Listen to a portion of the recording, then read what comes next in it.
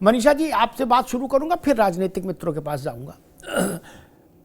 Basic प्रश्न जो मुझे लगता है वो ये खड़ा होता है कि क्या ऐसा संभव है कि पड़ोस वाला व्यक्ति रात में अचानक से उठे, अपना मोबाइल खोले, कंप्यूटर खोले और अपने बगल में रहने वालों के 10-20 वोट काट के फिर सो जाए? क्या ऐसा संभव है? जो तस्वीर अभी राहुल जी ने बनाई वो तस्वीर यही कहती है। इसका सरलीकरण मैंने किया कि भाई एक्स उठा, उसने बाई के परिवार के वोट काटे और फिर चद्दर तान के सो गया, वो खत्म हो गया खेल। क्या ऐसा है? चुनाव आयोग कह रहा ऐसा संभव नहीं। जिसका वोट कटेगा उसको सुनवाई का अवसर होगा, उसको सुना जाएगा। मनीषा जी। जी नमस्कार अमिताभ जी। चुनाव आयोग बार बार ये कह रहा है कि जो अब आपका वोटिंग रोल है, इसमें हमेशा आप अगर किसी का वोट कटता है तो ऑडिट ट्रेल होती है। पहले जैसे कटता है, अगर वो व्यक्ति ऑब्जेक्शन करता है तो जितना काटा जाता है, जैसे हटाया जाता है, नॉट काटा जाता है, शब्द अच्छा नहीं है, जब अगर हटाया गया किसी कारणवश से, अगर भूल हो गई तो उतनी ही सरल प्रक्रिया है कि उसको ऐड भी किया जा सकता है। तो ऑडिट ट्रेल जरूर होती है, बिना ऑडिट ट्रेल के ना हटाया जाता है ना जोड़ा जाता है। तो ये राहुल गांधी जी का कहना बहुत बेसलेस बात है, और उनको लीडर ऑफ अपोजिशन होते हुए इन छोटी छोटी बातों का जो बहुत महत्वपूर्ण है, इनका ध्यान रखना चाहिए। अरे श्रीमती जी, कुछ तो सस्ता लो, बचत करो। नहीं श्रीमान जी, सब बढ़िया लो, रहने दीजिए। इसमें क्या खास बात है? थोड़े में ज्यादा स्वाद, यही तो है इसकी खास बात। वाओ मामा, क्या स्वाद है। अरे मेरे राजा, प्योर मसाला। दादी के हाथों का जादू और खुशबू से महकता घर, माँ की मुस्कुराहट और खाने की सुगंध। MDH गरम मसाला, क्योंकि हर रिश्ता है स्वाद से जुड़ा। दूसरी बात मैं एक और चीज कहना चाहूंगी कि बहुत हाइड्रोजन बम आ रहा है, बहुत दिनों से ये एक शब्द बार बार आ रहा था, अभी आया नहीं है। अभी उन्होंने कहा है कि अभी येट टू कम, अभी और आना बाकी है, अभी आया नहीं है। जिसको आपने कहा ना कि एटम बम पार्ट 2 है ये जितने भी बम हैं, जैसे राफेल के टाइम पे उन्होंने भ्रष्टाचार का बम कहा था, उससे पहले उन्होंने सूट-बूट की सरकार कहा, उसके बाद उन्होंने कहा कि चौकीदार चोर है, फिर अभी चला एटम बम, महाराष्ट्र चुनाव के बाद उन्होंने बताया, फिर अब उन्होंने एक नया नारा दिया, वोट चोर गद्दी छोड़, अब उन्होंने हाइड्रोजन बम कहा। मैं सिर्फ इतनी सी बात ये कहना चाहती हूँ कि एक इतनी बड़ी पार्टी का एक व्यक्ति, जो लेगेसी है इसके पास कांग्रेस की, उसकी शब्दावली पे आप कभी गौर करते हैं? ये क्या शब्दावली का वो प्रयोग कर रहे हैं? क्या क्या जनता इससे प्रभावित हो रही है? चोर, बम, एटम बम, भ्रष्टाचार का बम, ये शब्दावली एक लीडर को शोभा नहीं देती। लीडर भाषा से बनता है, भाषा जो जनता को अट्रैक्ट करती है, सबसे पहला काम ये होता है। फिर वो आपकी भाषा को और आपके कहे हुए स्टेटमेंट को एनालाइज करती है, उसको परीक्षण पे डालती है। अगर वो सत्य होते हैं तो वो आपके साथ जुड़ जाती है और आपको सत्ता पे बैठाती है। 2014 में, उस समय तो ये हाइड्रोजन बम नहीं था, सरकार मनमोहन सिंह जी की थी, कांग्रेस की सरकार थी, वो प्रधानमंत्री थे, तब क्यों सरकार नहीं बन पाई? ये कहाँ पे इन्होंने उल्लेख किया? नहीं किया। लोकतंत्र को बचाने नहीं आया हूँ, ये क्या था? 4 बजे उठ करके कोई आता है, 36 सेकंड में वोट को जो है, सॉरी, इसको काटता है वोट को, और फिर वो सो जाता है, ये क्या था? जिस समय ज्ञानेश कुमार जी थे ही नहीं, उस समय उनका उल्लेख कर रहे हैं। तो मुझे तो बस वही लगता है कि हर बार नया नारा, हर बार नया बम। ठीक बात।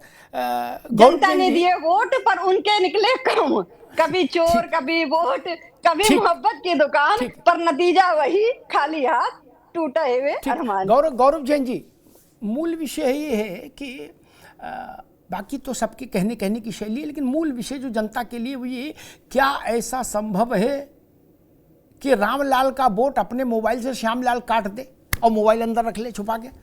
क्या ऐसा संभव है? तब तो एक मिनट प्रश्न पूरा कर ले। तब तो मेरे ख्याल से इस देश में सबके वोट काट चुके होते नहीं। एक दूसरा प्रश्न, दलित, पिछड़े और मुसलमान के वोट काटे जा रहे हैं, ठीक? सवर्णों के नहीं काटे जा रहे, क्या सवर्ण वोट नहीं करता कांग्रेस को? ऐसा लगता कांग्रेस को, क्योंकि उनने कहा हमारे वोट काटे जा रहे और हमारे वोट कौन है? दलित, पिछड़े और मुसलमान। अगर मैं दलित, पिछड़े और मुसलमान को जोड़ दूं तो ये 75% को क्रॉस कर जाते हैं भारत की आबादी के। तब तो कांग्रेस को 400 सीट के साथ परमानेंट लोकसभा में होना चाहिए। और जो आयोग ने कहा है कि जिस चुनाव की बात राहुल जी कर रहे हैं, जिस चुनाव का वो आंकड़ा लेकर आए हैं कि वहां 4 बजे उठ के लोगों ने वोट काट दिए एक दूसरे के, उस चुनाव में भारतीय राष्ट्रीय कांग्रेस का उम्मीदवार जीता है और वो कह रहे हैं कि हमारे तो वोट ही काट दिए। ये कुछ विसंगतियां हैं जो मुझे लगता है इनको कांग्रेस को एड्रेस करना होगा। गौरव, अच्छा, शुरुआत से आपके 2-3 चीजें अभी मनीषा जी ने भी बोली कि भाषा के ऊपर सबसे पहली बात करी, तो मुझे शायद याद दिलाने की जरूरत नहीं है कि नरेंद्र मोदी ने क्या क्या मंच से बोला था। हो सकता है कि शायद उन्हें याद ना हो, इसलिए वो लीडर अपोजिशन की ओर बोल रहे हैं कि भाषा का स्तर जिस तरीके से नरेंद्र मोदी ने गिराया भारतीय राजनीति में, उसकी कोई तुलना की नहीं जा सकती। 50 करोड़ की गर्लफ्रेंड, जर्सी गाय, रेनकोट पहन के बाथरूम में नहाना, ये मतलब ये याद दिलाने वाली बात नहीं। मुझे लगता है इतनी वरिष्ठ प्रवक्ता हैं वो क्या बोलते हैं प्रेस की साथी, उन्हें पता होगा। खैर, दूसरी बात करी कि राहुल जी क्या बात करते हैं और नरेंद्र मोदी वो जो बातें करते हैं उसको नहीं मानते। गब्बर सिंह टैक्स भी बोला था राहुल गांधी जी ने, वापस लेना पड़ा नरेंद्र मोदी को। चीन के ऊपर भी बोला था राहुल गांधी जी ने, नरेंद्र मोदी जी को वापस लेना पड़ा। ट्रम्प के ऊपर भी बोला था, उसमें भी मुंह की खाई। तो ये याद दिलाने के कौन अपनी मुंह की खा रहा है, कौन क्या कर रहा है, ये सब याद दिलाने की बात नहीं है। दूसरी बात आई आपकी फॉर्म 7 की, कि फॉर्म 7 में क्या हुआ, कैसे कोई किसी का वोट काट रहा है। तो फॉर्म 7 में प्रक्रिया होती है कि भैया अगर आपको लगता है कोई सस्पिशियस है या कोई और व्यक्ति, और इसमें हुआ क्या, इसमें जिस व्यक्ति के नाम पर उसका जो नंबर था, रजिस्टर्ड मोबाइल नंबर था, वो नंबर के ना यूज करके दूसरे पोर्टल से दूसरे फर्जी आईडी बना करके, जैसे कि गोदाबाई के नाम से आईडी बनाई गई, उससे 12 बार लॉग इन कर करके 12 बार अलग अलग दिए गए फॉर्म 7 भरा गया कि ये नाम काट दीजिए। और उन्होंने तो आके आपके सामने बोला। अब अगर चुनाव आयोग को या ज्ञानेश कुमार को लगता है कि गोदाबाई जी जो हैं वो झूठ बोल रही हैं, तो उनके खिलाफ एफआईआर करें। और जब एफआईआर कर दी तो बेंगलोर में जब सीआईडी उसकी जांच कर रही है, तो उसमें जांच करने में 18 बार पूछ लिया। अगर हाथ आपके इतने साफ हैं तो आप 18 बार उसका जवाब क्यों नहीं दे रहे? डर किस तरह है ज्ञानेश कुमार जी, मुझे समझ नहीं आया। और बार बार ज्ञानेश कुमार जी का पीछे वो करने पिछलुए की तरह बीजेपी आ जाती है कि नहीं वो तो बहुत अच्छी बातें कर रहे हैं, वो तो बहुत बढ़िया आदमी। अरे बोलने तो दो उस व्यक्ति को कि उनको कहना क्या है। और अगर आपके हाथ इतने साफ हैं तो जाइए एफआईआर में कोऑपरेट करिए। और अगर लगता है कि हम लोग झूठ बोल रहे हैं तो हमारे खिलाफ एफआईआर कराइए, हमारे खिलाफ आप कोर्ट जाइए, एफिडेविट दीजिए। जो इतनी बड़ी बड़ी बातें बोलते हैं वो करिए ना खुद, क्यों हाथ में हाथ धरे बैठे हैं? अगर आपकी बात में 1% भी सच्चाई है तो करिए, कोई ना कोई कार्रवाई करिए, जेल भेज दीजिए अगर आप इतनी अच्छे हैं। और सबको हमारे ऊपर डिफेमेशन का केस लगा देना चाहिए कि भैया ये झूठ बोल रहे हैं, ये न्यायिक प्रक्रिया के खिलाफ हैं, आप कर दीजिए। जी ठीक बात कर रहा हूँ। मैं कपिश जी के पास चलूँ उससे पहले एक बात मैं कहूँगा, ये रार जो है ना, ये बिना मुकदमे सुलझेगी नहीं, चाहे 100 साल तक चलती रहे। इसमें जेल योग बनना ही बनना तय है। अब वो आज बने 10 साल बाद बने मुझे नहीं पता, ये ज्योतिषी जाने और अदालत जाने। लेकिन कपिश बाबू वकील हैं, वो मेरी बात से जरूर सहमत होंगे, बिना जेल गए इससे मुक्ति नहीं होगी, चाहे ये जाएं चाहे वो जाएं। और अभी तो स्थिति ये है कि हम तुम कुछ बोलो मेरे ठेंगे पर बोलो, तुम कुछ बोलो तो मेरे भी ठेंगे पे। आयोग कहता मैंने 20 बार चिट्ठी लिखी कि आ जाओ चाचा ईवीएम पर यहां आके डिटेल में समझाओ कहां चोरी हो रही है, बोले कोई नहीं आया। आयोग ने कहा राहुल गांधी को कि आप 7 दिन में शपथ पत्र दो। राहुल जी ने कहा मैं शपथ पत्र क्यों दूंगा, जो कहना था कह दिया। तो ना राहुल गांधी आयोग की मान रहे, ना आयोग राहुल गांधी की मानेगा, ये सामान्य धारणा है, ठीक बात है। तब ये निपटेगा कपिश बाबू केवल अदालत से। आज राहुल गांधी से पूछा गया कि अदालत चले जाओ, झंझट कटे मिटे सब पीरा। हनुमान चालीसा में थोड़ा संशोधन कर रहा हूं, वहां संकट मिटे कटे सब पीरा, मैं कह रहा हूं झंझट मिटे कटे सब पीरा। सुप्रीम कोर्ट चले जाओ, ईवीएम का सारा रट्टा एक बार में खत्म हो गया। सारे बहादुर वहां सुप्रीम कोर्ट के अखाड़े में मौजूद हुए, उठापटक हुई, देश की सबसे बड़ी अदालत ने फैसला सुना दिया, बोले खामोश, झंझट खत्म हो गया।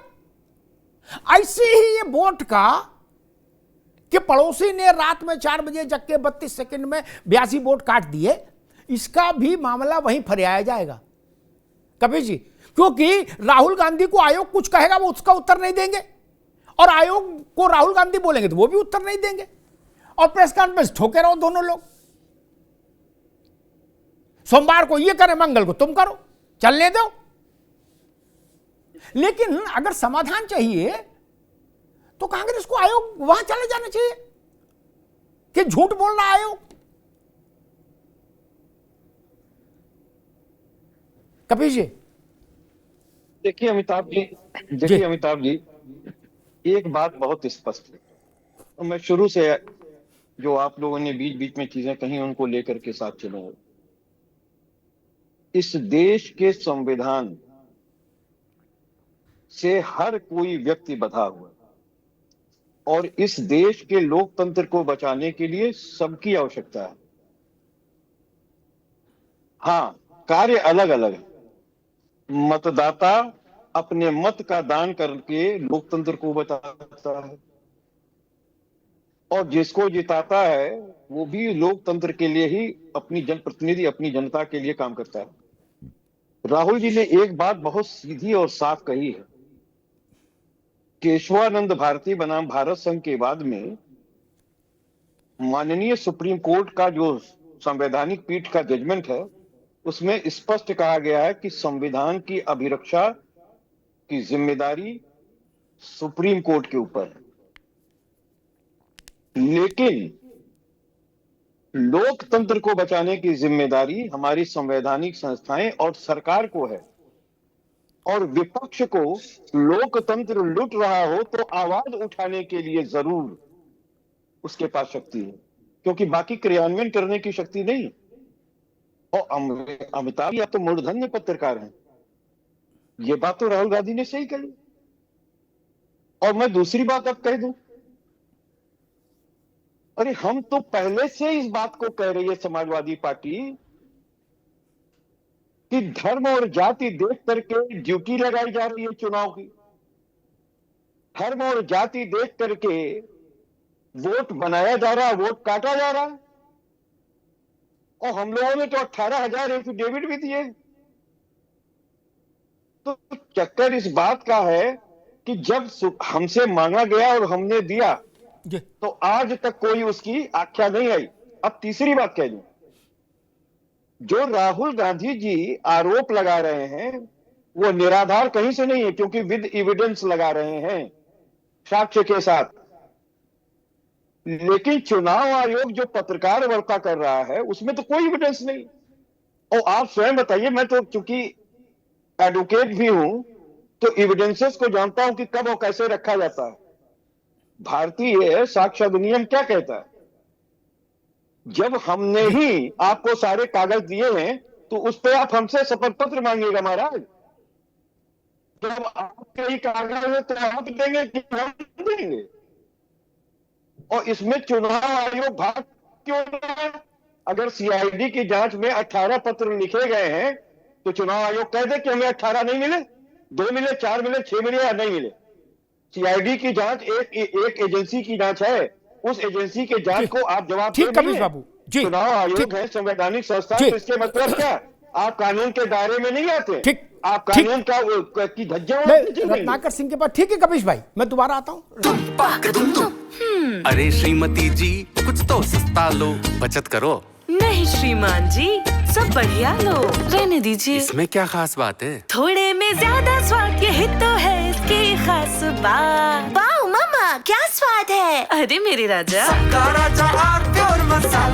दादी के हाथों का जादू और खुशबू से महकता घर, माँ की मुस्कुराहट और खाने की सुगंध। MDH गरम मसाला, क्योंकि हर रिश्ता है स्वाद से जुड़ा।